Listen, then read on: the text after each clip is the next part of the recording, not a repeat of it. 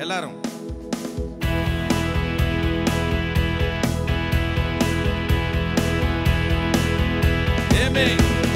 நன்றியோடு வாசலில் நுழைவோம், துதியோடு பிரகாரம் வருவோம், சமூகம் மகிழ்ந்து கொண்டாடுவோம், அவர் நாமம் நல்லதென்று பாடுவோம்.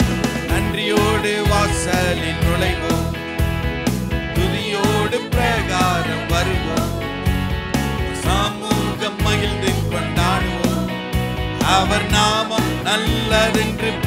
மீண்டுமா கைகளை தட்டி நன்றியோடு வாசலில். எத்தனை பேர் கை கொண்டு வந்திருக்கிறீங்க?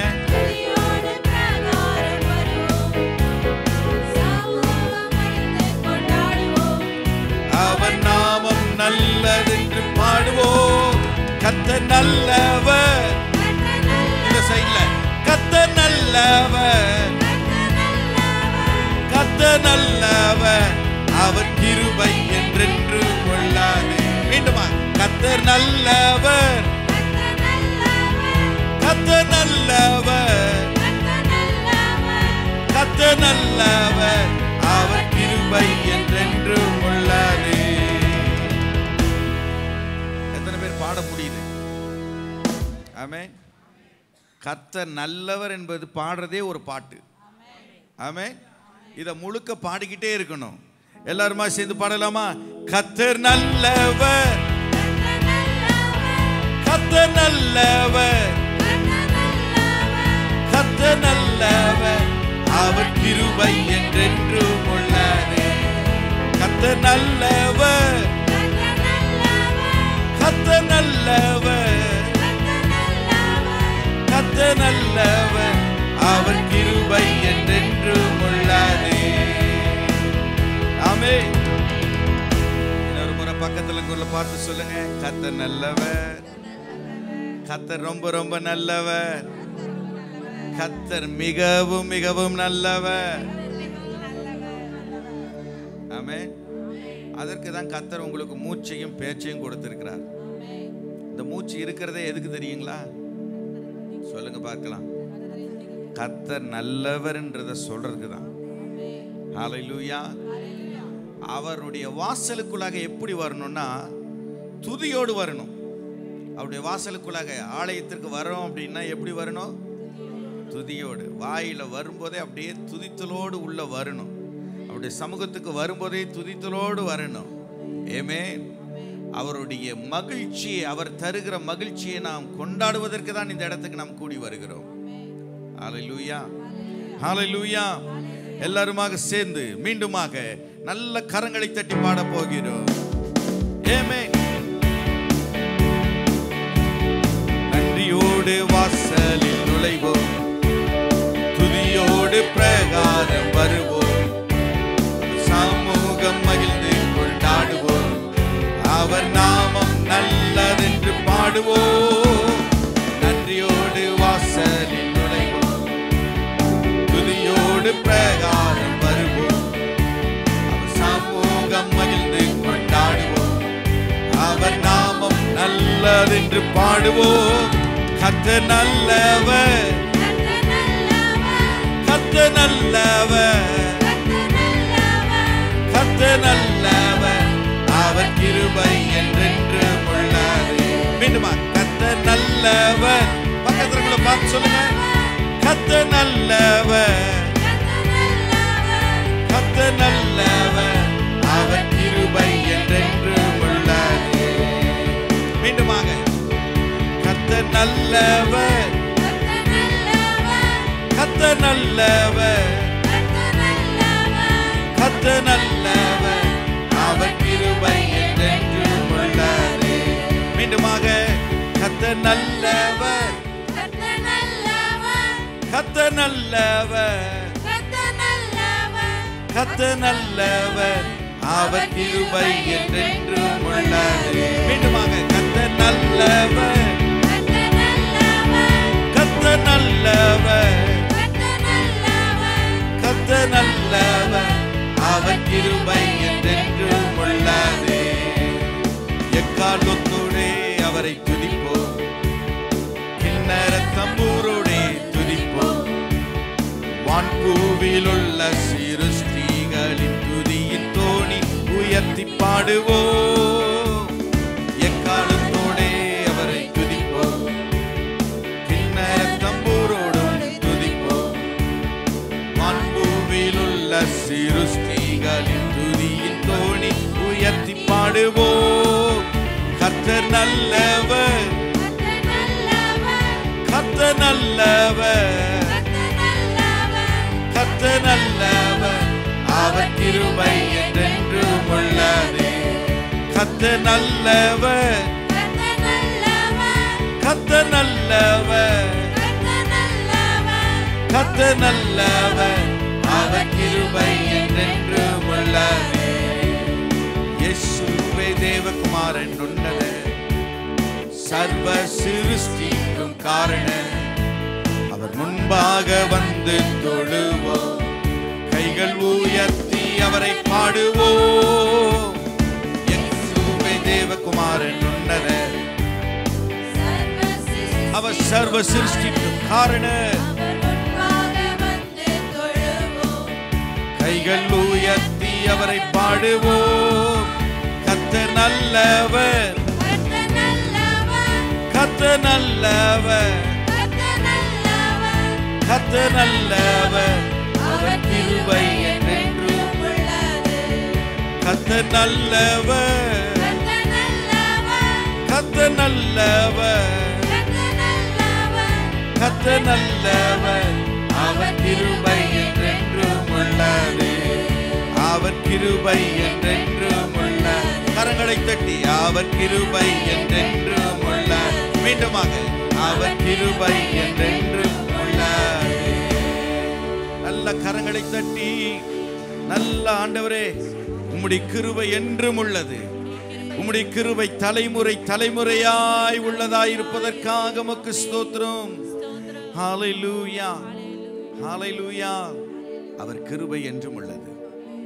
அவருடைய கிருபை தலைமுறை தலைமுறையாய் நமக்கு உரியதாய் இருக்கிறது. அவர் பெரிய அதிசயங்களை செய்கிற தேவனாக இருக்கிறார். ஆமென். இந்த காலை நேரத்தில் எல்லாருமாக எழும்பி நின்று தேவனுடைய சமூகத்தில் நம்ம எல்லாருமாய் ஆராதிக்கலாம். கண்களை மூடி இரு கரங்களையும் உயர்த்தி, ஆண்டவரே நீ நல்லவர், ஆண்டவரே நீ நல்லவர் என்று மட்டும் நம்ம கரங்களை உயர்த்தி நாம் சொல்லலாம். தகப்பனே நீ நல்லவர் என்று சொல்லலாம்.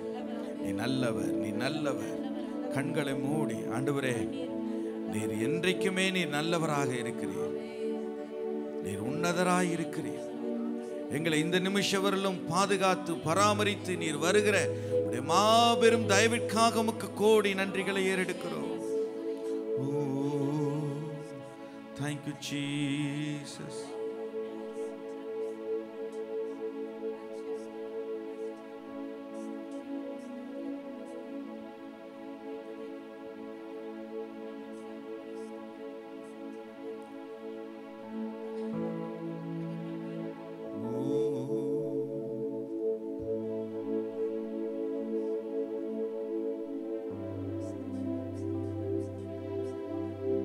கர்த்தரை நாம் ஆராதிக்கலாம்.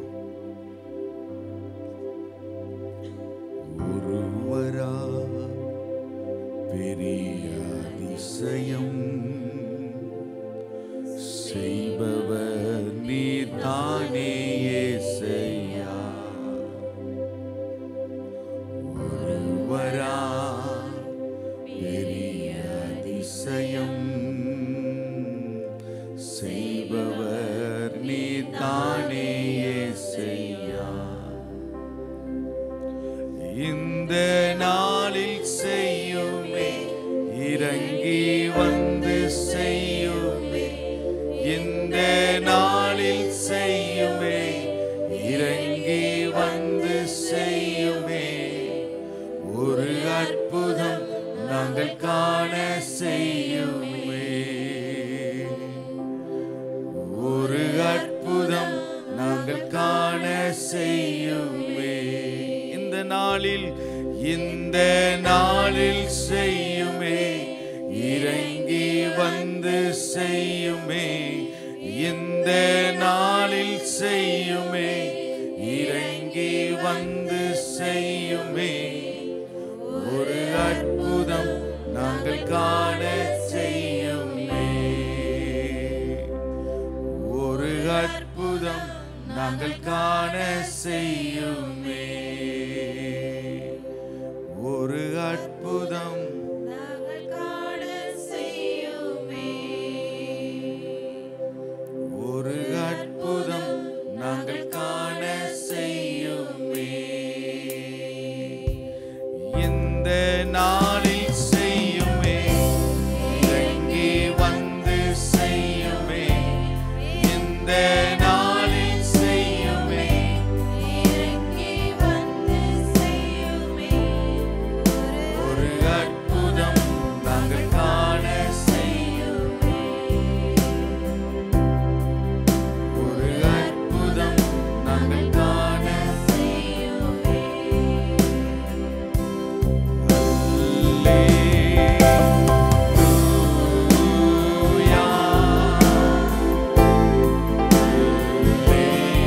கண்களை மூடி கர்த்தரை நாம் ஆராதிக்கலாம். முழு உள்ளத்தோடு, நன்றி உள்ள இருதயத்தோடு கர்த்தரை நாம் ஆராதிக்கலாம்.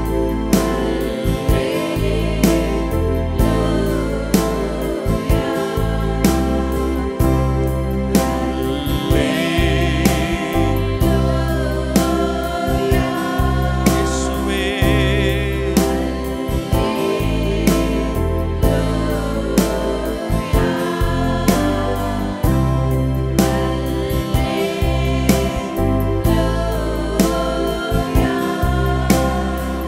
கரங்களை உயர்த்தின வண்ணமாய் நீர் ஆதியும் அந்தமும் ஆனவரே. நீர் ஆதியும் நீரே, அந்தமும் நீரே, ஜோதியும் நீரே, என் சொந்தமும் நீரே. கைகளை உயர்த்தி ஆதியும் நீரே, நீர் ஆதியும் அந்தமும் அல்பாவும் ஒமேகாவும் ஆனவரே. ஆதியும் நீரே, என் சொந்தமும் மறுபடியுமாய் நீராதியும் நீரே, நீரந்தமும் அந்தமும் நீரே, ஜோதியும் நீரே, என் சொந்தமும் நீரே. நீராதியுமே, நீராதியும் நீரே, தகப்பனே, அந்தமும் நீரே, அந்தமும் அல்பாவும் ஒமேகாவும் ஆயிருக்கிறவரே. என் சொந்தமும் நீரே. என் தாய் தந்தை நீரே, என் ஆதியும் நீரே, என் தாவரம் நீரே, என் தாரகம் நீரே, உண்மையா என் தாய் தந்தை நீரே, என் ஆதியும் நீரே, என் தாவரம் நீரே, என் தாரகம் நீரே, என் தாய் தந்தை, என் தாய் தந்தை நீரே. ஆதியும் நீரே, என் தாவரம் நீரே, என் ரெண்டு கரங்களும் உயர்த்தி சொல்லுவோம். என் வாழ்விலும் நீரே, வாழ்விலும் நீரே, என் வாதையும் நீரே, உள்ளத்தின் ஆழத்திலும் சொல்லுங்க, பார்க்கலாம், சொல்லுங்க, சொல்லுங்க. வாழ்விலும், என் வாழ்க்கையிலும் நான் வாழ்ந்தாலும், என்னுடைய வாழ்க்கையில தாழ்வுகள் உண்டானாலும், என் வாழ்க்கையில எல்லாவற்றிலும் நீர் மட்டுமே.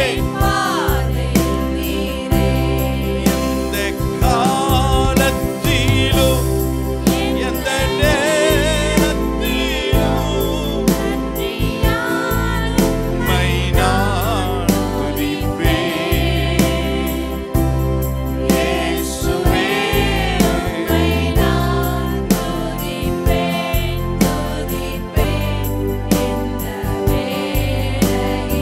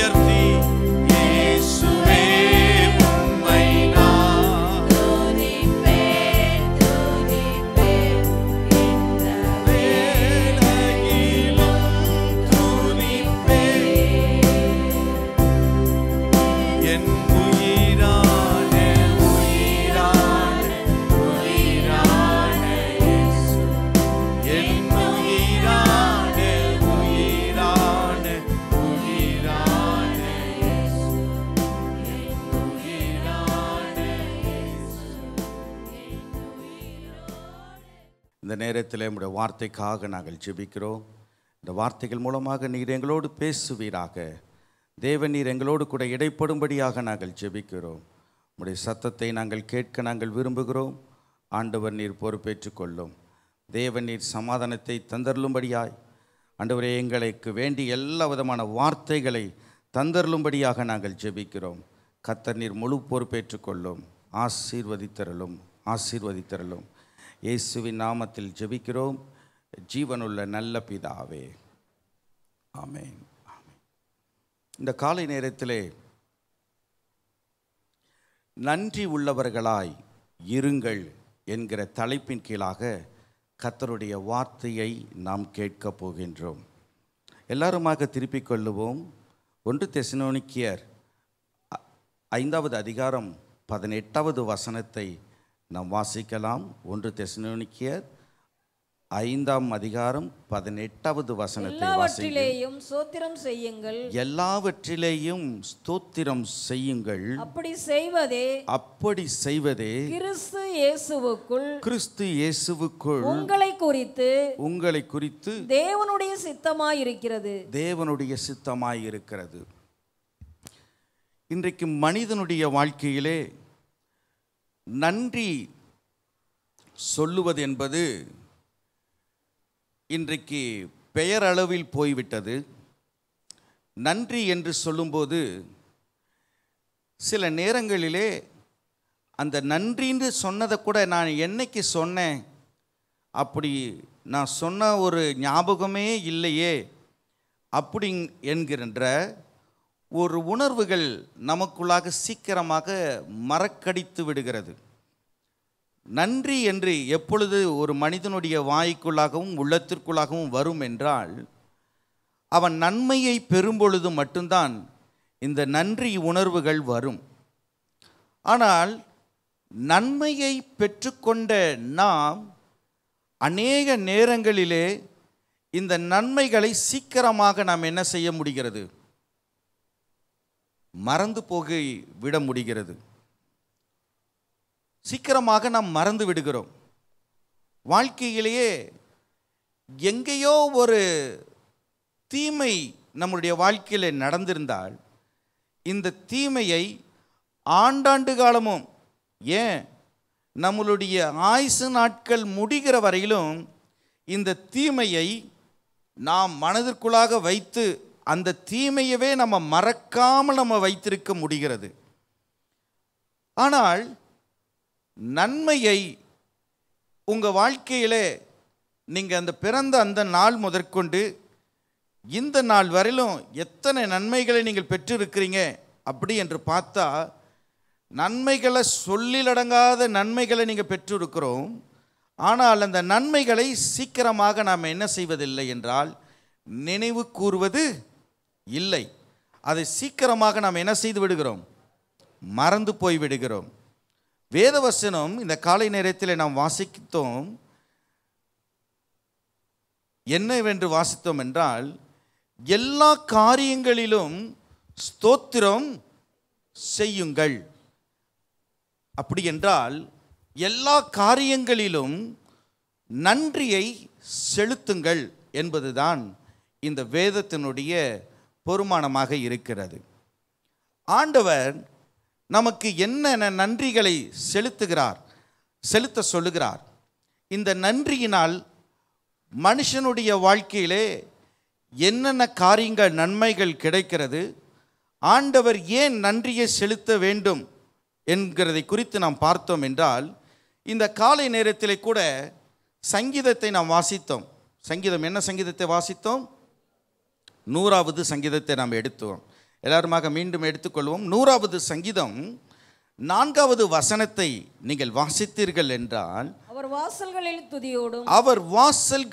துதியோடும் அவர் பிரகாரங்களில் புகழ்ச்சியோடும்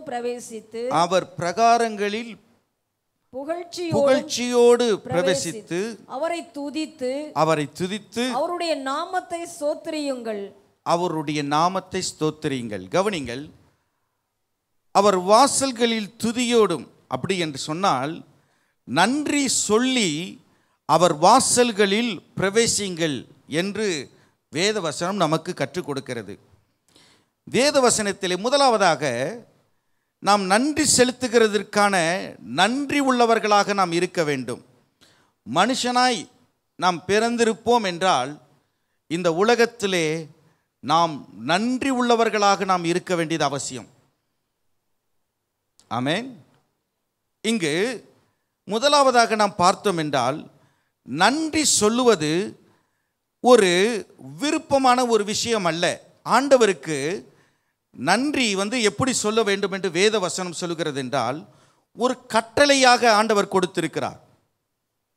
நன்றி சொல்லுவது என்பது தேவனுடைய கட்டளை. நன்றி செலுத்துவது தேவன் கொடுத்திருக்கிற, அதுவும் தேவனுடைய பிள்ளைகளுக்கு கர்த்தர் கொடுத்திருப்பது ஒரு கட்டளை. It is one of the command. இது ஒரு கட்டளை. இந்த கட்டளையை எல்லாருமே நாம் என்ன செய்ய வேண்டும் என்றால் கடைபிடிக்க வேண்டும். நன்றி என்று சொல்லுவது ஒரு விருப்ப விஷயம் அல்ல.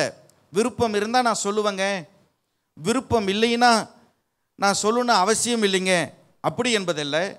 இது ஒரு கட்டளை, இது ஒரு ஆணை ஆண்டவர் கொடுத்திருப்பது. ஆண்டவர் அதனால தான் முதல் கட்டளையே என்ன கொடுத்திருக்கிறார் என்றால் 10 கட்டளைகளில் முதல் கட்டளை என்னது சொல்லுங்க பார்ப்போம். மோசேக்கு கொடுத்த முதல் கட்டளை என்னது சொல்லுங்க பார்ப்போம். என்னையன்றி உனக்கு வேற தேவர்கள் உண்டாயிருக்க வேண்டாம்.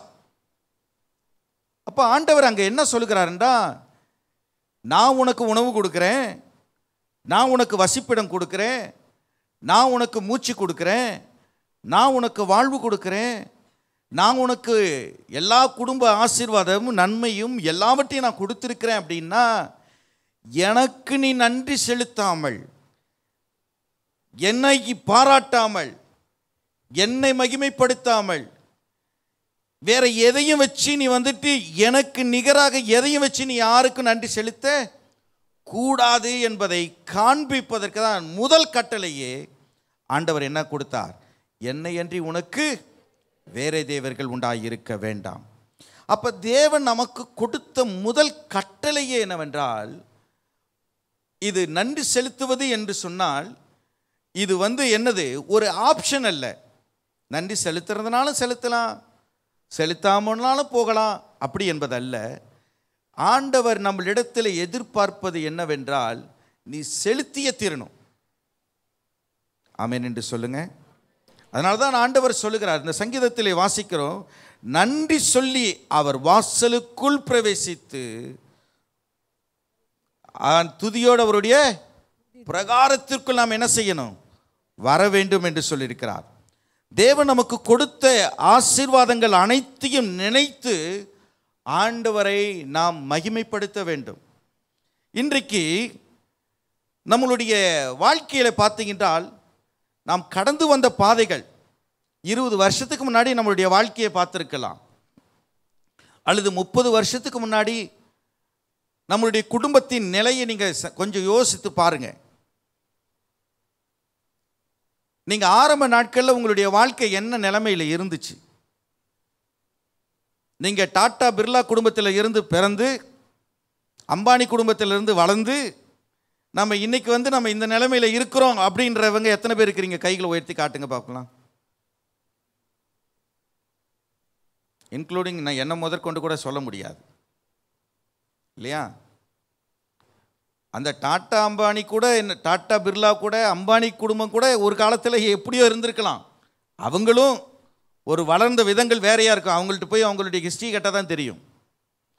நம்மளுடைய வாழ்க்கையிலும் கூட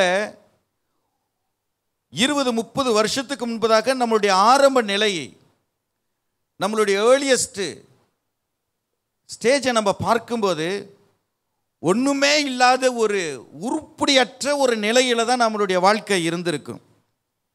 ஆனால் தேவன் படிப்படியாய் நம்முடைய பிள்ளைகளுக்கு படிப்பை கொடுத்து, வாழ்க்கையை கொடுத்து, பிள்ளைகளை உயர்த்தி ஒரு ஸ்தானத்துக்கு வர வச்சு, நமக்கும் உடுக்கிறதுக்கு உடையை கொடுத்து, தங்க இடத்தை கொடுத்து, ஒரு குடிசை வீட்டில் இருந்தவங்க, ஓலை குடிசை வீட்டில் இருந்தவங்க அடுத்தது ஒரு ஓட்டு வீட்டுக்கு வந்திருக்கலாம். ஓட்டு வீட்டில் இருந்தவங்க இன்றைக்கி கொஞ்சம் அந்த வீட்டை இடிச்சிட்டு ஒரு மெத்த வீடை கட்டியிருக்கலாம். ஓட்டுறதுக்கு சைக்கிளே இல்லைன்றவங்க மோட்ரு பைக்கு வாங்கியிருக்கலாம். மோட்ரு பைக்கு வச்சிருந்து கொஞ்ச காலத்தில் என்ன செஞ்சுருப்போம், ஒரு காரு வாங்கியிருப்போம் இல்லையா? ஒரு சின்ன இடத்துல வந்துட்டு நம்ம 100 ரூபாய்க்கு நம்ம ஒரு வேலையை செஞ்சுருப்போம். 20 ரூபாய்க்கு வேலை செஞ்சுருக்கிறோம். என்னுடைய ஆரம்ப சம்பளம் வந்துட்டு 250 ரூபாய். எனக்கு ஆரம்ப நாட்களில் நான் போட்டுக்கொண்ட சம்பளம், எனக்கு கொடுத்த சம்பளம் 250 ரூபாய். இன்னைக்கு ஆண்டவர் அப்படியே வளர்ந்து வளர்ந்து வளர்ந்து வளர்ந்து இன்னைக்கு குடும்பங்கள் எல்லாருமே நம்ம இன்னைக்கு ஆசீர்வாதமாக இருக்கிறோம் என்று சொன்னால் இதற்கெல்லாம் காரணம் யார் என்றால் கர்த்தர். எத்தனை பேர் கர்த்தர் என்று சொல்லுகிறீங்க? ஆமென், ஆமென். சில நேரத்தில் நம்முடைய வீடுகள் கூட புறமுக்குள்ள நம்ம கட்டியிருப்போம். என்னைக்கு வேணாலும் அரசாங்கம் என்ன செஞ்சிடும், நகர்த்து அப்படின்னு சொல்ற நிலைமை கூட இருந்திருக்கும். இன்னைக்கு நம்மளுடைய பிள்ளைகள் கண்ணுக்கு முன்னாடி அழகா வளர்ந்து நிற்பாங்க. ஒன்றுமே இல்லாத நேரம். ஆனால் அந்த ஒன்றும் இல்லாத நேரத்தில் கூட கர்த்தர் என்ன செய்தார் என்றால் நம்மை உயர்த்தி பாதுகாத்து உணவு கொடுத்து உடை கொடுத்து நல்ல வேலையை கொடுத்து வருமானத்தை கொடுத்து கர்த்தர் இந்த இடத்துல கொண்டு வந்து வைச்சிருக்கிறார் என்று சொன்னால் அவருக்கு நன்றி உள்ளவர்களாய் இருக்கும்படியாக தான் கர்த்தர் நம்மை மாற்றி வைத்திருக்கிறார். ஆமென் என்று சொல்லலாம். ஆமென். ஆனால் வேதத்தில் ஒரு சம்பவத்தை நாம் பார்த்தோம் என்றால் இஸ்ரவேல் ஜனங்கள் உடைய வாழ்க்கை நன்றி இல்லாத ஒரு வாழ்க்கையாக இருந்தது. அந்த சம்பவத்தை குறித்து நீங்கள் பார்த்தீர்கள் என்றால் என்னாகமம் புஸ்தகம் 14வது அதிகாரம் 2வது வசனத்திலிருந்து 4வது வசனம் வரையிலும் நீங்கள் வீட்டில் கூட போய் வாசிங்க, பார்க்கலாம். அந்த சம்பவத்தை குறித்து பார்க்கும்போது ஆண்டவர் அவர்களுக்கு எத்தனையோ ஏராளமான நன்மைகளை செஞ்சிட்டு இருக்கிறார். பார்வோனின் சேனைகள் அவர்களை துரத்தி கொண்டு வருகிறது. அப்படி வந்துட்டு இருக்கும்போது கூட சமுத்திரத்தில் அவர்கள் மூழ்கி விடாதபடி ஆண்டவர் அவர்களை பாதுகாக்கிறார். ஆண்டவர் அவர்களுக்கு வேண்டிய தகுந்த பாதுகாப்பை கொடுக்கிறார். அவர்களுக்கு செருப்புகள் தேய்ந்து போய்விடாமல் இருப்பதற்கு அதற்கு ஒரு அற்புதத்தை செய்கிறாரு. அவருடைய வஸ்திரங்கள் கிழிந்து போகாமல் இருப்பதற்கு அதற்கு ஒரு அற்புதத்தை செய்கிறாரு. ராத்திரியில் பயணம் செய்வதற்கு அதுக்கு ஒரு அற்புதத்தை செய்து அந்த இடத்துல வந்து சரியான பின்னாடி பார்வோனின் சேனை துரத்தி கொண்டு வருகிறது. இந்த சூழ்நிலைகள் எல்லாவற்றிலும் பாதுகாத்து கொண்ட கர்த்தர்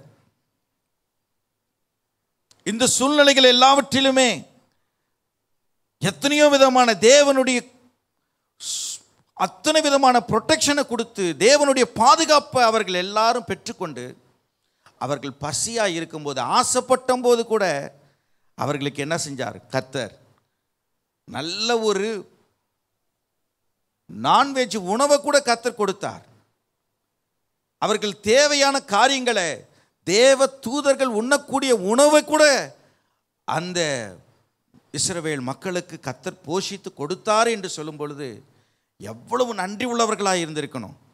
ஆனால் இந்த வசனத்தை கொஞ்சம் வாசிங்க, பார்க்கலாம். வாசிங்க 14 என்னாகமம் 14வது அதிகாரம் 2வது வசனத்திலிருந்து வாசிங்க பார்ப்போம். என்னாகமும் 14. இஸ்ரவேல் புத்திரர்கள் எல்லாரும் மோசேக்கும் ஆரோனுக்கும் விரோதமாய் முறுமுறுத்தார்கள். சபையார் எல்லாரும் அவர்களை நோக்கி எகிப்து தேசத்திலே செத்து போனோமானால் நலமாயிருக்கும். பாருங்க எவ்வளவு பெரிய ஒரு ஆட்களா இருப்பாங்க. ஆண்டவர் எவ்வளவோ தாராளமான நன்மைகளை செய்தார். ஆனால் கடந்த காலத்தில் எங்கேருந்து வந்தோமோ அங்கே ஒன்றுமே இல்லை. அங்கே இந்த ஜனங்களை விட்டுருந்தாங்கன்னா அவர்களுடைய எல்லா வாழ்க்கையுமே முடிஞ்சிருக்கும். ஆள் உயிரே இருந்திருக்காது. பிள்ளைகள் குட்டிகள் எல்லாம் குடும்பமே அழிஞ்சு போயிருக்கும். எவ்வளவு பின்னாடி வந்துட்டு எதிரி இவர்கள் எவ்வளவு கோபமாக இருக்கும்னா அவ்வளவு அவர்களுடைய பட சேனையோடு துரத்திட்டு வந்திருப்பாங்கன்னு பார்க்கலாம்.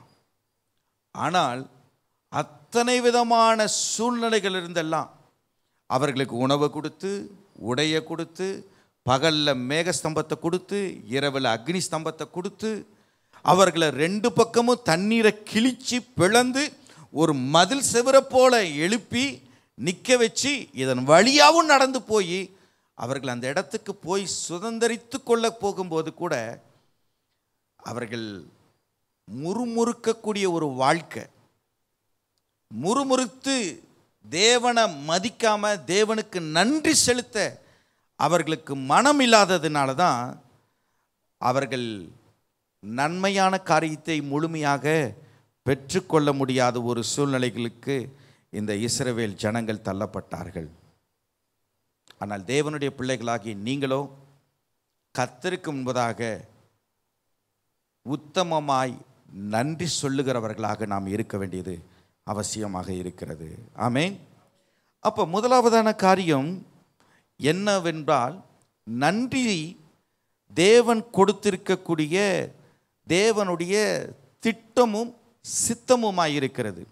தேவனுக்கு நன்றி செலுத்துவது தேவன் நமக்கு கொடுத்திருக்கிற கட்டளையாக இருக்கிறது. ஆகவே இதை தேவனுடைய பிள்ளைகள் ஒவ்வொருவரும் செய்ய வேண்டும். இரண்டாவதான காரியம், நன்றி செலுத்துவது சமாதானத்தையும் விசுவாசத்தையும் தரும். எல்லாரும் திருப்பிக் கொள்ளுவோம். பிலிப்பியர் 4வது அதிகாரம் 6வது வசனத்தையும் 7வது வசனத்தையும் வாசிங்கள் பார்க்கலாம். அப்பொழுது எல்லா புத்திக்கும் மேலான தேவ சமாதானம் உங்கள் இருதயங்களையும் உங்கள் சிந்தைகளையும் கிறிஸ்து இயேசுவுக்குள்ளாக காத்துக்கொள்ளும். இது எப்ப காத்துக்கொள்ளும்? எப்போ உங்களுக்கு கிறிஸ்து இயேசுவுக்குள்ளாக சந்தோஷமும் சமாதானமும் இருதயத்தில் எப்போ நிலைச்சிருக்கும் அப்படின்னால், எப்போ நினைச்சிருக்கும்னால், நீங்கள் ஆண்டவருக்கு நன்றியை செலுத்தும் போது தான் சமாதானமாக இருக்கும். சமாதானம் இல்லாமல் போறதற்கு என்ன காரணம் என்றால், நன்றி செலுத்துவதற்கான இருதயம் உங்களுக்குள் இல்லைன்னா நீங்கள் நிம்மதியாக சமாதானமாக இருக்கவே முடியாது. சமாதானமாய் நீங்கள் இருக்கணும். உங்கள் குடும்பத்தில், உங்கள் தனிப்பட்ட வாழ்க்கையில் நீங்கள் நிம்மதியாக இருக்கணும் அப்படின்னால், உங்கள் இருதயத்தில் கிறிஸ்துவின் சிந்தையாய் இருக்கக்கூடிய நன்றியின் உணர்வு இருக்கும்போது மட்டும்தான் சமாதானமாய் வாழ முடியும். ஆமென். இப்போ சமாதானத்தை நீங்கள் பெற்றுக்கொள்ள வேண்டும். ஏனென்றால் இந்த இருதயத்துக்குள்ளாக கடந்த காலத்திலே வந்த அந்த பாதைகளை நினைக்கும்போது, அதை நினைவு கூறும்போது இந்த சமாதானம் உங்களுக்குள்ளாக நிலைச்சு நிற்கும். இப்போ எதிர்காலத்தில் வரக்கூடிய காலத்தில் நான் எப்படி இருப்பனோ, இந்த பிள்ளைகளை நான் எப்படி காப்பாற்றுவனோ, நான் இனிமேற்கொண்டு இந்த வாழ்க்கையில் நான் என்ன மாதிரியான சூழ்நிலையில் நான் இருப்பேன், பய உணர்வுகள் நம்மை ஆண்டு கொள்ளும். நமக்கு அது ஆயிருமோ, இது ஆயிருமோ, பிள்ளைகள் உடைய நிலைமை இப்படி ஆயிருமோ, குடும்பத்தினுடைய நிலைமை நிலை இப்படிப்பட்ட மோசமாயிருமோ, இதெல்லாம் நினச்சி நினச்சி நினச்சி நம்ம சில நேரத்தில் நம்மளுடைய இருக்கக்கூடிய சமாதானத்தையே நம்ம இழந்துருவோம், சந்தோஷத்தை இழந்துருவோம், நிம்மதியை நம்ம இழந்துருவோம். நம்மளுடைய வாழ்க்கையில் நிம்மதியற்ற ஒரு வாழ்க்கையாக இருக்கும்.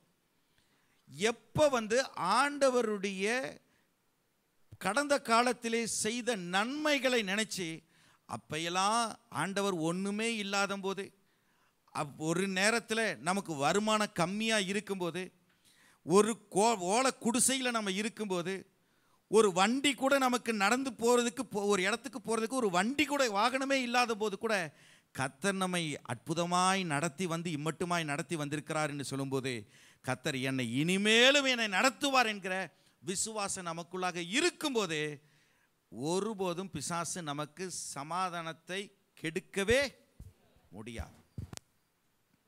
நீங்க அதை நினைச்சு பார்த்தீங்கன்னா தான் சமாதானம் உங்களுக்குள் நிச்சயமா வரும்.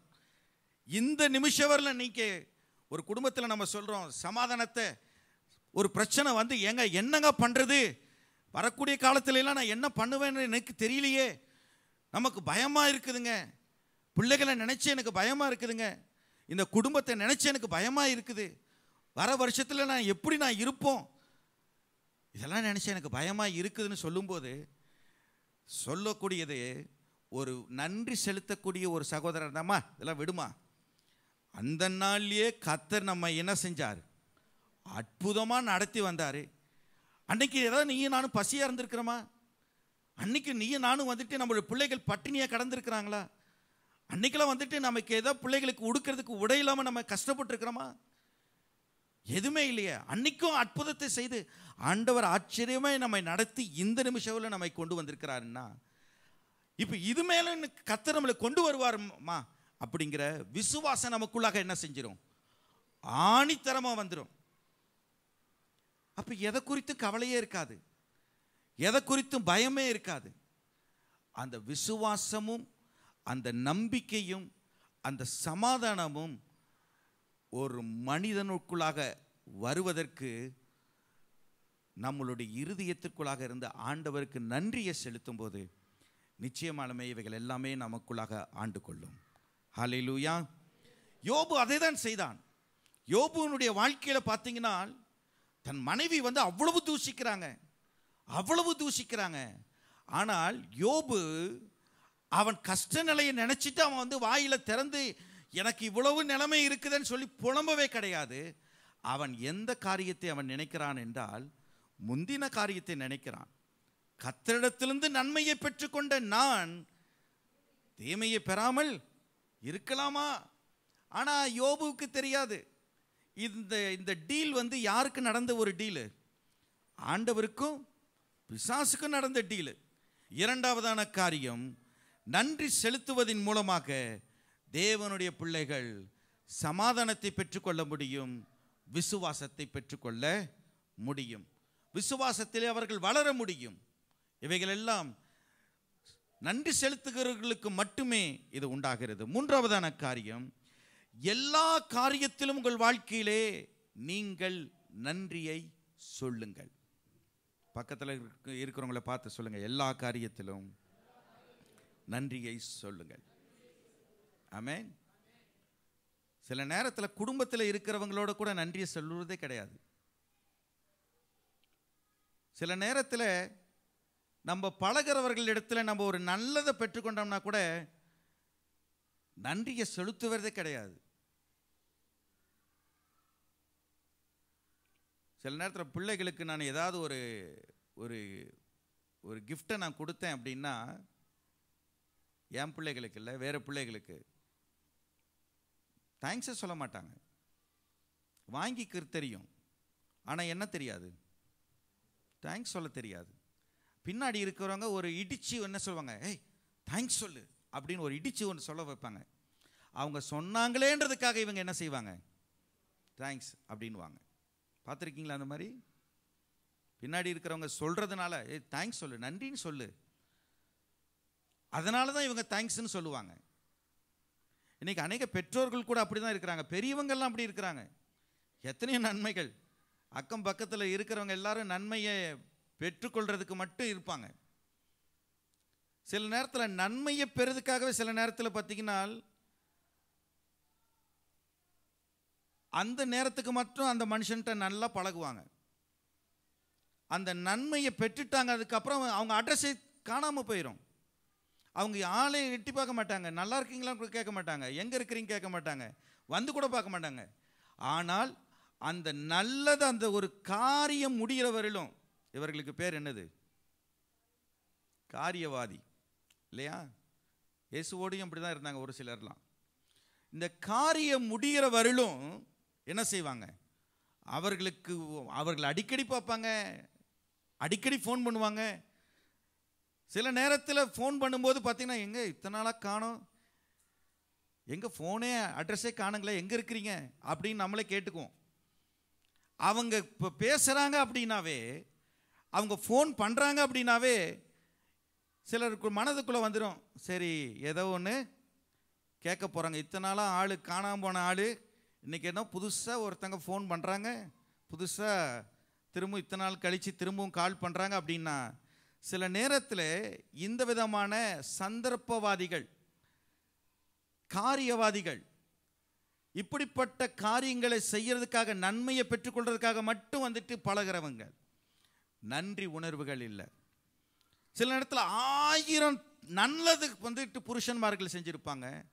நீங்கள் எவ்வளோ செஞ்சீங்க, உண்மையாளுங்க, என் குடும்பத்தை நினச்சி பார்க்கும்போது நீங்கள் எவ்வளோ நன்மையை செஞ்சுருக்கிறீங்க, நான் இன்றைக்கி இந்த நிலைமையிலலாம் இருக்கிறதுக்கெல்லாம் காரணம் நீங்கள் தாங்க அப்படின்னு சொல்கிறதுக்கு நன்றி சொல்லுது மனம் வருவதில்லை. சில நேரத்தில் மனைவிமார்கள் செய்கிற நன்மையை வந்துட்டு என்ன செய்வதில்லை, கணவர்கள் உணர்ந்து கொள்வதில்லை. பெற்றோர்கள் செய்து கொடுத்த நன்மைகளை கூட பிள்ளைகள் என்ன செய்வதில்லை, நன்றி உணர்வுகளாக இருப்பதில்லை.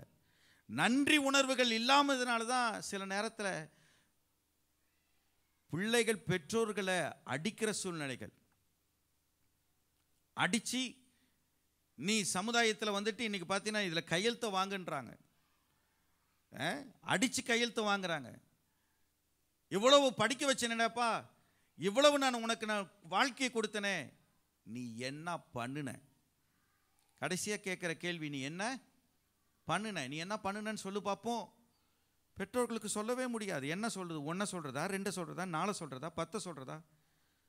ஏனென்றால் எதையுமே அவர்களால் என்ன செய்ய முடியல, அவர்களால் நன்றி செலுத்த முடியாத ஒரு நிலையில் இருக்கிறார்கள்.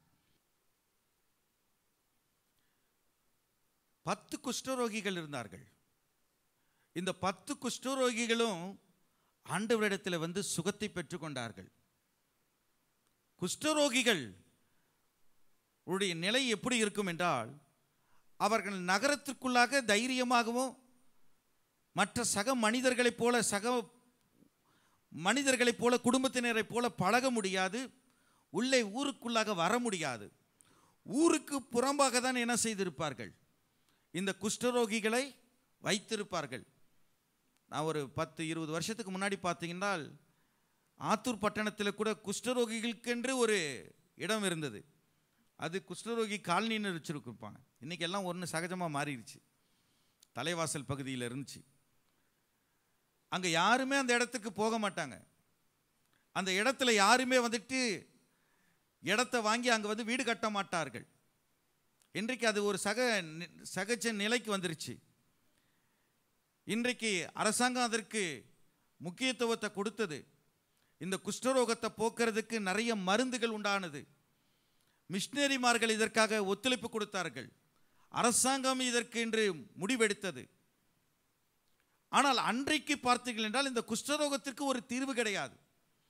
வாழ்நாள் முழுவதும் அவ்வளவுதான், அவர்கள் குஷ்டரோகியாக தான் இருக்க முடியும். ஆனால் இந்த குஷ்டரோகியை கர்த்தர் சுகமாக்கினார்.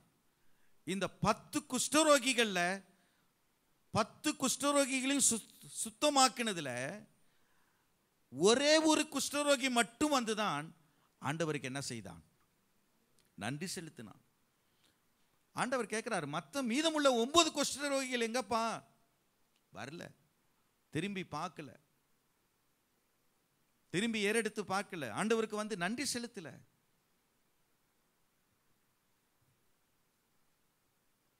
நாம் எல்லா காலத்திலும் நாம் நன்றி செலுத்துகிற, நன்றி சொல்லக்கூடிய மக்களாக நாம் இருக்க வேண்டியது அவசியம். ஆசீர்வாத காலத்திலும் நாம் நன்றி செலுத்த வேண்டும். சிரமப்படுகிற காலத்திலும், ஒரு சிறிய விஷயமானாலும் பெரிய விஷயமானாலும், கஷ்டப்படுகிற நேரத்தில் கூட ஆண்டவருக்கு நீங்கள் நன்றி செலுத்தணும்.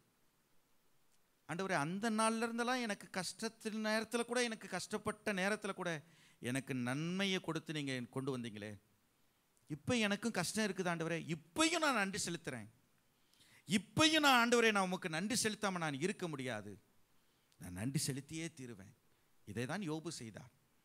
நீங்கள் நன்றி செலுத்தியே நீங்கள் வந்தீர்கள் என்றால், கடந்த காலத்திலெல்லாம் ஆண்டவர் என்னை இப்படி நடத்தினார், நான் வந்த பாதைகள் எல்லாம் எப்படி தெரியுமா, மற்றவர்களுக்கு நீங்கள் சாட்சியாக நீங்கள் சொல்ல முடியும். கடந்த காலத்திலெல்லாம் நான் எப்படி இருந்தேன் தெரியுமா, என் குடும்பம் எப்படி இருந்தது தெரியுமா, என் நிலைமை எப்படி இருந்தது தெரியுமா, என் பிள்ளைகள் எப்படி இருந்தாங்க தெரியுமா, என் வாழ்க்கை எந்த மோசமான நிலை இருந்தது தெரியுமா. இந்த ஆண்டவர் என்னை அந்த நாட்களில் என்னை கரம் பிடித்தார். அந்த நாட்களிலே கர்த்தர் எனக்கு அற்புதத்தை செஞ்சார். அந்த நாள்லேருந்து இந்த நாளில் கர்த்தர் என்னை இப்படிப்பட்ட ஒரு நிலையில் என்னை கொண்டு வந்து வச்சிருக்கிறார் என்ற சாட்சியை அவர்களுக்கு முன்பதாக நீங்கள் பகிர முடியும். நீங்கள் சாட்சியாக நீங்கள் வாழ முடியும். ஆகவே நீங்கள் நன்றி உள்ள இருதயமாய் இருப்பீர்கள் என்றால், நீங்கள் சின்ன சின்ன கஷ்டத்தை பார்த்துட்டு நீங்கள் முறுமுறுக்காதீங்க. இஸ்ரவேல் ஜனங்கள் முறுமுறுத்ததை போல நீங்கள் முறுமுறுக்காதீங்க. உங்களுக்கு இருக்கக்கூடியதை வச்சு நீங்கள் சந்தோஷமாய் அனுபவித்து பழகிக்கொள்ளுங்கள். நீங்கள் இருக்கக்கூடிய நிலையில சந்தோஷத்தை நீங்க அனுபவிச்சு, நீங்க இருக்கக்கூடிய ஆசீர்வாதத்தை வச்சு நீங்க நிம்மதியா நீங்க வாழ்ந்து ஆண்டவருக்கு நீங்க நன்றி செலுத்தி பாருங்க. ஆண்டவர் இருக்கிற நிலையை விட கர்த்தர் உங்களை பன்மடங்கு என்ன செய்கிறவர்? உயர்த்துவார். ஒரு முறை ஒரு கதையை ஒன்று உங்களுக்கு சொல்லுகிறேன். ஒரு தாய் தன் குழந்தையை கூட்டிக் கொண்டு கடைவீதி பக்கமாக அழைத்து செல்லுகிறாள். அந்த அழைத்து செல்லும் பொழுது அந்த குழந்தை ஒரு ஷூ கடையை பார்த்துருச்சு. ஒரு ஷூ கடையை பார்த்துட்டு அந்த ஷூ கடையில் இருக்கக்கூடிய அந்த ஷூவை வந்து எனக்கு வாங்கித்தா அப்படின்னு சொல்லி அந்த தாயினிடத்தில் கேட்டான். அந்த குழந்தை கேட்ட உடனே இந்த தாய் சொன்னாள், அப்பா என்கிட்ட கையில் காசு இல்லை, என்கிட்ட காசு ரொம்ப கம்மியாக இருக்குது, எனக்கு இந்த ஷூ வாங்கி கொடுக்குற அளவுக்கு என்ன இல்லை, என்கிட்ட காசு பணம் இல்லை அப்படி என்று சொன்னார். சொல்லும்போது இன்னும் அந்த குழந்தை வந்துட்டு அடம் பிடிக்க ஆரம்பிச்சிருச்சு. நடு ரோட்டில் விட்டு இன்னும் அடம், காலெல்லாம் உதறிக்கிட்டு மண்ணுக்குள்ள பிறண்டு, எனக்கு நீ வாங்கி தந்தாதான் நான் இந்த இடத்த விட்டு நகருவேன், நீ வாங்கி தரலனா நான் இந்த இடத்த விட்டு நான் நகர மாட்டேன். கத்துறது, அழுகிறது, புலம்புறது. சில குழந்தைகள்லாம் பார்த்துருக்கீங்களா? பயங்கரமாக மண்ணள்ளி போட்டுக்கும், அடித்து அம்மாவை அடித்து எனக்கு நீ இதை குடித்தே ஆகணும், சாரியை பிடிச்சி இழுக்கும். இந்த மாதிரி எவ்வளவோ அந்த குழந்தை வந்து அழுது கொண்டே புலம்பிய கத்தி கூச்சலிட்டு அந்த நடுத்தெருவென்று கூட பார்க்காதபடி அந்த ரோட்டில் அவ்வளவு அடம் பிடித்து கொண்டிருந்தது. மறுபக்கத்திலே இன்னொரு குழந்தை ஒரு கால் இல்லாமல் கைக்குள்ளாக தடியை வைத்து கொண்டு ஊன்றி வருவதை அந்த தாய் பார்த்தாள். அப்ப இந்த குழந்தைக்கு அந்த தாய் பாடத்தை கற்றுக் கொடுத்தாள். என்னவென்று, நீ ஒரு ஷூ இல்லாம நீ நடக்கணும்னு நீ நினைக்கிற, அந்த ஷூவோடு தான் நீ நடக்கணும்னு நினைக்கிற, ஆனால் அந்த குழந்தைய பாரு, அந்த குழந்தைக்கு ஒரு காலை இல்லாமல் நடக்க வேண்டும் என்று பார்க்கிறான். ஆம் தேவனுடைய பிள்ளைகளே, கர்த்தர் கூட நமக்கும் இப்படிதான் ஒரு பாடத்தை கற்றுக் கொடுக்கிறார். நமக்கும் இப்படிதான் பாடத்தை கற்றுக் கொடுக்கிறார்.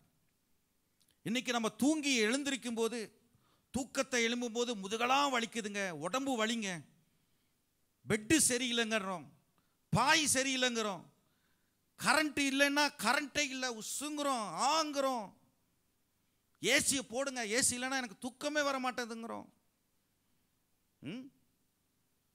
பைக்கில் நடக்கல, பைக்கில்னா நான் வரமாட்டேன், பஸ்ஸில் நான் வரமாட்டேன் நம்ம சொல்கிறோம். இன்னைக்கு ஒரு தூக்கம் இல்லாமல் நடு ரோட்டில் பார்த்துருக்கீங்களா? ஒரு ராத்திரி தூங்கிறதுக்கு ஒருத்தனுக்கு வசதியே இல்லை.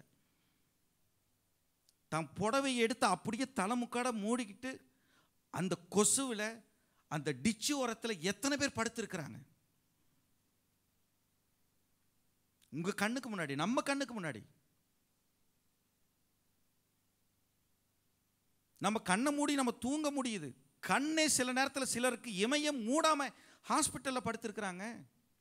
கண்ணு மூட முடியல, நரம்பு வேலை செய்யல, தூக்கம் வரல, ஆக்சிஜனை வச்சு வென்டிலேட்டரில் வச்சு மூச்சு அவ்வளவு இழுத்துட்டு இருக்கிற நிலையில எத்தனை பேர் படுத்துட்டு இருக்கிறாங்க.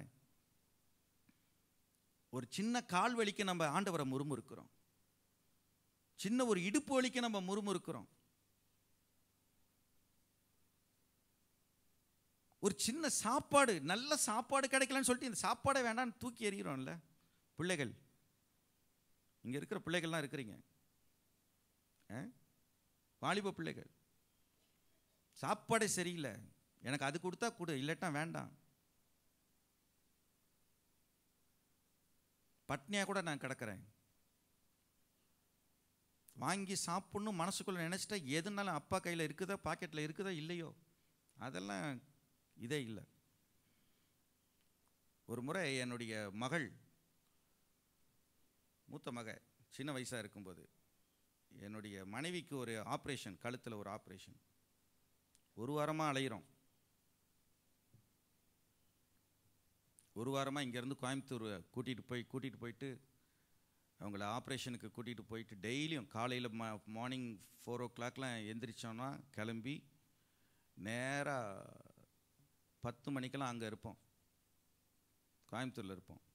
திரும்ப அங்கே டாக்டர்ஸ்லாம் பார்த்துட்டு திரும்பி அவங்களுக்கு கொடுத்துட்டு வருவாங்க. ஒரு உயிருக்கு ஆபத்தான ஒரு சூழ்நிலை. ஆனால் வீட்டுக்கு வந்தேன், பிள்ளையை வந்துட்டு என்ன செஞ்சேன், அவங்க தாத்தா பாட்டி வீட்டில் இங்கே விட்டுட்டு நான் வரும்போது கதவை திறந்ததே இல்லையோ, எனக்கு என்ன வாங்கிட்டு வந்தீங்க அப்படின்னா வந்துச்சு பாரு. எனக்கு ஒரு கோபம். அம்மா எப்படி இருக்கிறாங்கன்னு கேட்கல, அன்னைக்கு பாடத்தை கற்றுக் கொடுத்தேன். உட்கார வச்சு பாடம்னா எப்படி பாடம் எடுக்கணுன்றதை நான் கற்றுக் கொடுத்தேன். அன்னைக்கு புத்தி மாறிச்சு இல்லையா? அடம்.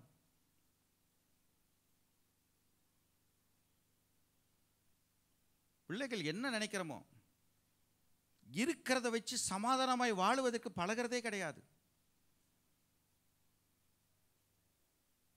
எத்தனை பேர் வந்துட்டு ஒரு உணவு, ஒருவேளை சாப்பாடு, நீங்கள் போய் இந்த சரவண பவனுக்கு முன்னாடி போய் உட்காந்திங்கன்னா போதும், உங்கள் நிலைமை தெரியும். நம்ம நிலைமைலாம் அப்பா we are more then better அப்படின்றோம்.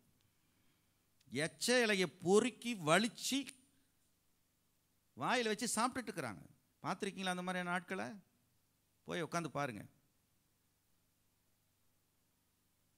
ஆனால் கர்த்தர் உங்களுக்கு எனக்கு நிம்மதியான சாப்பாடு கொடுக்கிறார். இதெல்லாம் நினைச்சு நீங்க பார்க்கணும். உண்மையாலுமே நம்மளுடைய ரோட்டுக்கு முன்னாடி ஒருத்தருக்கு முன்னாடி பஸ்ஸில் உட்கார்ந்து இருக்கும்போது, பஸ் ஸ்டாண்டில் பார்க்கும்போது, இந்த ஏழைகளாம் பார்க்கும்போது, இந்த பிச்சைக்காரனை பார்க்கும்போது, ஆண்டவரை என்ன நீங்கள் நல்லா வச்சிருக்கீங்களே, என்ன பத்திரமா வச்சிருக்கீங்களே, இந்த ஒரு உயிருக்கு போராடவனை பார்த்தவனே நீங்களும் நானும் நன்றி செலுத்தணும். ஆண்டவரை எனக்கு நல்ல மூச்சு கொடுத்துருக்கிறீங்களே, நல்ல வயிறு கொடுத்துருக்கீங்களே, நல்ல கால் கொடுத்துருக்கீங்களே, நல்ல கை கொடுத்துருக்கீங்களே, ஆண்டவரை உமக்கு நன்றி. நம்ம எங்கெங்கேயோ நம்ம முறுமுறுத்துட்டே இருக்கிறோம் வாழ்க்கையில். சின்ன காரியம்னா ஒன்றும் விடுறதில்ல, அதை பெருசாக காட்டுறோம். நம்ம ஒரு சின்ன ஒரு வீட்டில் ஒரு கணவன் ஒரு சின்ன ஒரு குறைபாடு வச்சுனா உடனே அதை வச்சுக்கிட்டு பெருசா ஊரே போய் சொல்றது, வீட்டில் அவங்க அம்மா அப்பாட்டெல்லாம் போய் சொல்றது, சொந்த பந்தங்கள்கிட்ட சொல்றது. இருக்கிறத வச்சு சந்தோஷமாய் வாழ பழகல. அப்போஸ்தலனாகிய பவுல் சொல்கிறார், நான் என் நிலைமையிலும் மனரம்யமாய் இருக்க நான் கற்றுக்கொண்டேன்.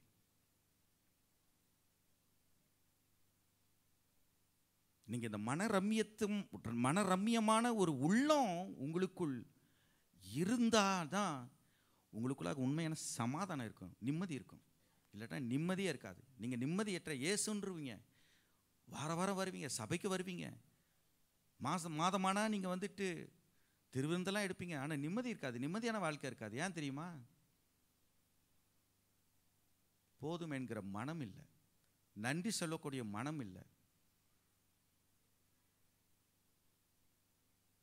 காலையில் எழுந்ததிலிருந்து ராத்திரி தூங்குற வரல நீங்கள் உங்கள் கண்ணை திறந்து நீங்கள் பாருங்கள், வெளி உலகத்தை பாருங்கள், உங்கள் அக்கம் பக்கத்தை பாருங்கள். அவங்க வீட்டில் அது இல்லைன்னா அது இருக்குது, என் வீட்டில் ஏன் இல்லை கேட்காதீங்க. கர்த்தர் உங்களை வச்சிருக்கிற விரல நீங்கள் ஆண்டவருக்கு நன்றியை செலுத்துங்க, அது உங்களை தானாக தேடி வரும். அதை நினச்சி நீங்கள் ஓடாதீங்க.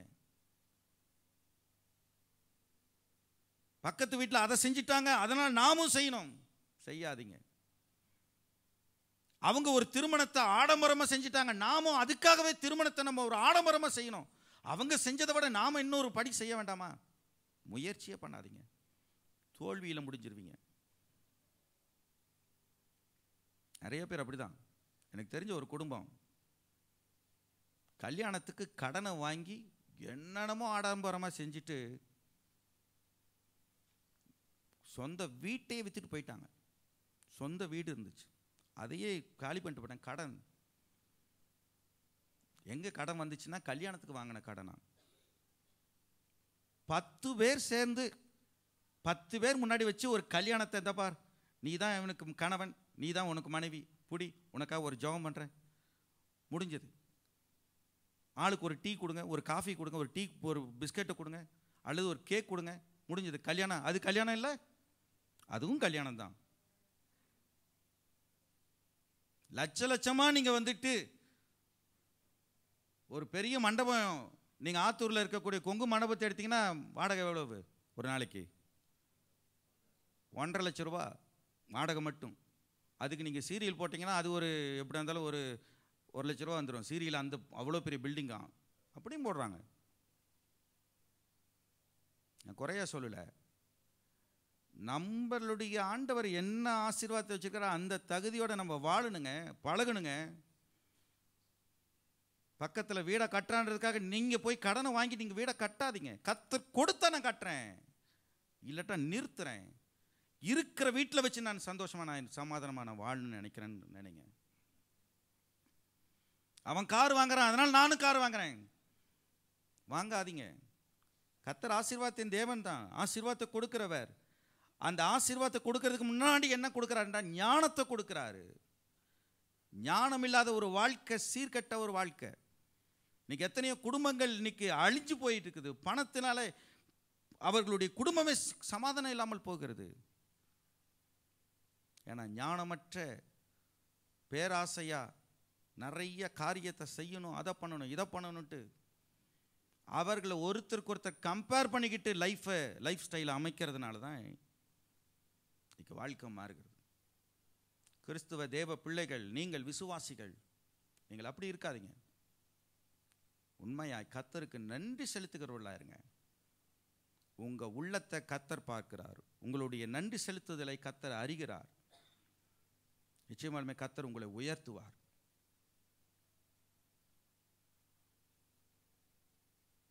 ஆமென்.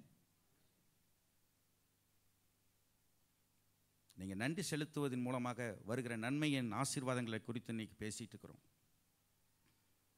சக மனிதர்களுக்கு நன்றி சொல்லுங்க. சின்ன ஒரு நன்மையை பெற்றுக்கொண்டாலும் சரி, அல்லது பெரிய நன்மையை பெற்றுக்கொண்டாலும் சரி, வாழ்க்கையில் மறக்கவே மறக்காதீங்க.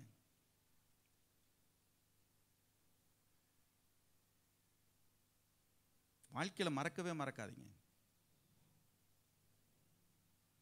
அவங்கள்ட்ட எப்பயுமே போய் நீங்கள் அவங்கள இது பண்ணுங்க, அவங்களுக்கு நன்றி சொல்லுங்க. நீங்கள் அன்னைக்கு ஒரு நாள் எனக்கு நன்மை செஞ்சுக்கு பார்த்தீங்களா, மறக்கவே முடியாதுங்க. நான் 4 நாட்களுக்கு முன்பதாக ஒரு நபரை நான் சந்தித்தேன், ஒரு ஸ்வீட் ஸ்டால் ஆத்தூரில். அவருக்கு அப்போ கூட நான் நன்றி செலுத்தினேன். ஏன் தெரியுங்களா? ஆரம்ப நாட்களில் எங்களுடைய பள்ளியில் ஒரு சின்ன ஒரு வாகனத்தை வச்சுருந்தோம். ஸ்டாண்டர்ட் மைக்ரோ 20ன்னு சொல்லிட்டு போய் திருப்பூரில் போய் ஒரு செகண்ட் ஹேண்டில் ஒரு வண்டியை வாங்கிட்டு வந்தோம். வண்டி வாங்கிட்டு வந்தால் ஒரு வண்டி போயிட்டே இருக்குது, டிரைவர் வண்டி ஓட்டிகிட்டு இருக்கிறார், குழந்தைகள்லாம் உள்ளே உட்காந்துட்டு இருக்குது. எங்களுடைய ஸ்கூல் இப்போ இருக்கிற மாதிரி 2 சைடு கள்ளிக்காடாக இருக்கும், பள்ளம் பயங்கரமான இருக்கும், ரோடெல்லாம் கிடையாது அந்த நாட்களில். வண்டி முன்னாடி போயிட்டே இருக்கும்போது முன்னாடி ஃப்ரண்ட்டில் இருக்கக்கூடிய வீல் வண்டிக்கு முன்னாடி கூர்ந்துக்கிட்டு ஓடிக்கிட்டு இருக்குது. வண்டி போய் என்ன செஞ்சது, பள்ளத்தில் கவுந்துருச்சு. அப்போ அவர் என்ன செஞ்சார் என்றால், அவர் ஒரு சேகோ ஃபேக்ட்ரி ஓனர். அந்த சேகோ ஃபேக்ட்ரியினுடைய ஓட்டுற அந்த டிராக்டரை கொண்டு டிராக்டரில் குழந்தைகளை உட்கார வச்சு, அந்த டெய்லரில் பின்னாடி உட்கார வச்சு, எல்லா குழந்தைகளும் என்ன செஞ்சிரு, கீழே குத்த வச்சு உட்காந்துக்கிட்டு அந்த டிராக்டரில் கொண்டு போய் ஒவ்வொரு குழந்தைகளையும் என்ன செஞ்சோம், இறக்கிட்டு வந்தோம். இது சொல்கிறது 25 வருஷத்துக்கு முன்னாடி செய்த காரியம். இன்னைக்கு டிராக்டரில் கொண்டு போய் குழந்தைய இறக்கணுன்னா இன்னைக்கு தூக்கி கொண்டு போய் என்ன உள்ளே உட்கார வச்சுருவான். ஏன்னா இன்றைக்கி வண்டி அவ்வளவு பர்ஃபெக்டாக இருக்கணும்னு விரும்புகிறாங்க. அந்த ஃபுட்போர்ட்லாம் வந்துட்டு ஒவ்வொருத்தரும் இன்ஸ்பெக்டர் வந்துட்டு என்ன செஞ்சாங்க, மிதித்து எல்லாம் டெஸ்ட் பண்ணி தான் அப்புறமேல் இது பண்ணுறாங்க. வருஷத்துக்கு 2 முறை டெஸ்ட் பண்ணுறாங்க. அப்போ அன்னைக்கு செஞ்ச ஒரு நன்மையான காரியத்தை நான் இன்றைக்கி கூட நான் வந்துட்டு அவர்கிட்ட சொல்லி, அன்றைக்கு நம்மளுடைய கிறிஸ்டினா ஸ்கூல் ஒன்று இருக்கிறது என்றால் இதற்கு காரணம் நீங்களும் ஒருத்தருங்க அப்படின்னு நன்றி செலுத்துங்க. மறந்துடக்கூடாது. வாழ்க்கையில் நன்றி மறவாமல் நாம் இருக்க வேண்டியது அவசியம். கர்த்தர் தம்முடைய பிள்ளைகளை, நன்றியோடு இருக்கிற பிள்ளைகளை தான் கர்த்தர் ஆசீர்வதிக்கிறவராக இருக்கிறார். ஆமேன், ஆமேன். பக்கத்தில் இருக்கவங்களை பார்த்து சொல்லுங்கள், நீங்கள் நன்றி உள்ளவர்களாயிருங்க. ஆமேன். முதலாவது காரியம் என்னவென்று பார்த்தோம் என்றால், நன்றி செலுத்துவது தேவனுடைய சித்தமாயிருக்கிறது, தேவனுடைய கட்டளை. இது ஆப்ஷன்ஸ் கிடையாது, கம்பல்சரி, இட்ஸ் மஸ்ட். நீங்கள் நன்றி செலுத்தணும், அதுதான் ஆண்டவர் கொடுத்திருக்கிற கட்டளை. இரண்டாவதானது, நன்றி செலுத்துவதன் மூலமாக சமாதானமும் விசுவாசமும் நமக்குள் பெருகும். ஆமென். மூன்றாவதான காரியம், எல்லா காலங்களிலும் நன்றி சொல்லுங்கள். எல்லா காலத்திலும் நன்றி செலுத்த வேண்டும். எல்லா காலத்திலும் நாம் நன்றி செலுத்த வேண்டும். இந்த நாளிலே நாங்கள் கேட்ட சத்தியத்திற்காக ஸ்தோத்திரம். நாங்கள் நன்றி அறிதல் உள்ளவர்களாய் நாங்கள் இருக்கணும். ஆண்டவரே, நாங்கள் எப்பொழுதும் உமக்கு நன்றி செலுத்திக்கிட்டே இருக்கணும். ஆண்டவரே, வேற ஒன்னையும் நாங்கள் சொல்லக்கூடாது, புலம்பக்கூடாது. ப்ரெசன்ட் சுச்சுவேஷனை பார்த்துட்டு நாங்கள் ஆண்டவரே உமக்கு உமக்கு முன்பதாக நாங்கள் முறுமுறுக்க கூடாது. முறுமுறுக்கக்கூடிய இருதயம் எங்களுக்குள் வரக்கூடாது. ஆண்டவரே, நன்றி செலுத்தக்கூடிய இருதயம் எங்களுக்குள் வரணும். அதை தான் நீங்கள் எதிர்பார்க்கிறீர். நாங்கள் உமக்கு முன்பதாக உண்மையுள்ளவர்களாய், பரிசுத்தம் உள்ளவர்களாய், நீதி உள்ளவர்களாய் நாங்கள் எப்பொழுதும் நாங்கள் உமக்கு முன்பாக நன்றி செலுத்த கடமைப்பட்டவர்களாக இருக்க உதவி செய்யுங்கப்பா. இந்த காலை நேரத்தில் இந்த ஆராதனையில் வந்து பங்கெடுத்த ஒவ்வொரு மக்களுக்காக நாங்கள் ஜெபிக்கிறோம். கர்த்தருடைய கரம் அவர்களோடு கூட இருப்பதாக, நன்மைகள் அவர்களுக்கு உண்டாகட்டும். தேவன் இவர்களை பலப்படுத்தியறலும், இருக்கக்கூடிய நிலையிலிருந்து இவர்கள் உயர்வுக்குள் வருவார்களாக, ஆசீர்வாதத்தை பெற்றுக்கொள்வார்களாக. தேவன் இவர்களுக்கு மேல் வைத்திருக்கிற நன்மையை, ஆசீர்வாதத்தை இவர்கள் சுதந்தரித்துக் கொள்வார்களாக. விடுதலை தாரும். இயேசுவின் நாமத்தில் ஜெபிக்கிறோம் ஜீவனுள்ள நல்ல பிதாவே. ஆமென், ஆமென். என் ஆத்துமாவே கர்த்தரை ஸ்தோத்திரி, என் முழு உள்ளமையுடைய பரிசுத்த நாமத்தை ஸ்தோத்திரி. என் ஆத்துமாவே கர்த்தரை ஸ்தோத்திரி. நம்முடைய கர்த்தராகிய இயேசு கிறிஸ்துவின் கிருபையும், பிதாவாகிய தேவனுடைய அன்பும், பரிசுத்த ஆவியானவருடைய சந்தோஷமும் சவகாசமும் ஆசீர்வாதமும் நம் அனைவரோடும் கர்த்தருடைய வருகை மட்டும் நிலைத்திருப்பதாக. ஆமென், ஆமென், ஆமென். அல்லேலூயா, அல்லேலூயா. May god bless you all. வெள்ளிக்கிழமை காலையில் எங்கள் உபவாச ஜெபம் உண்டு. வெள்ளி, சனி, ஞாயிறு 3 நாட்களும் மாலை விசேஷித்த கூட்டங்கள் உண்டு. சனிக்கிழமை வீரகனூரில் உபவாச ஜெபம் உண்டு. கர்த்தருக்கு ஸ்தோத்திரம், வந்து கலந்து கொள்ளுங்க. புதன்கிழமை ஒரு பாஸ்டர்ஸ் மீட்டிங் இங்கே நடக்குது. காலையில் ஊழியர்கள் ஐக்கியம். ஒருவேளை நான் வீட்டில் இருக்கிறையா, எனக்கு ஊழிய வாட்சியம் இருக்குது அப்படிங்கிறவங்க வந்து அதில் விருப்பம் இருந்தால் கலந்து கொள்ளலாம். ஆமென். கைகளை தலையின் மேலே வைத்துக் கொள்வோம். ஒரு பாடலை பாடி